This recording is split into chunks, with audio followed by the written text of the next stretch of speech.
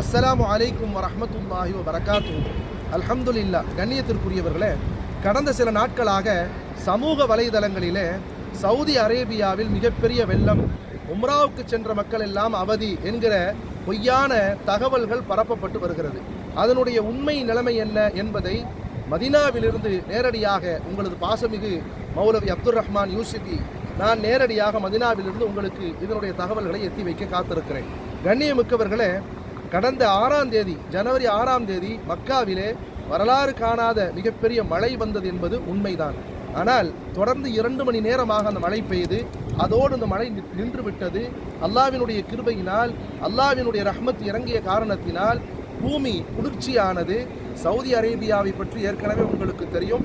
மிக சூடாக இருந்த பூமி மிக குளிர்ச்சி அடைந்த நிலையிலே மிக அழகாக ஹஜ்ஜு உம்ராவுக்கு வரக்கூடிய யாத்திரிகள் நல்ல முறையிலே இறைவனை சந்தோஷத்தோடு தரிசித்து வரக்கூடிய காட்சியை நாம் பார்க்கிறோம்.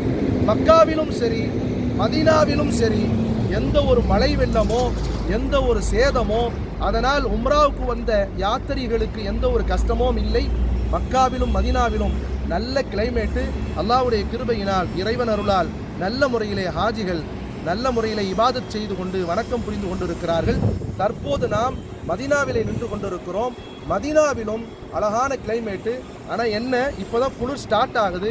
எனவே உம்ராவுக்கு வரக்கூடிய யாத்திரிகள் மறக்காமல் சொற்று போன்ற உபகரணங்களை நீங்கள் எடுத்து வந்தால் மதீனாவினுடைய அந்த நிலைக்கு தக்கவாறு நம்முடைய உடம்பை ஆக்கிக் கொள்ளலாம்.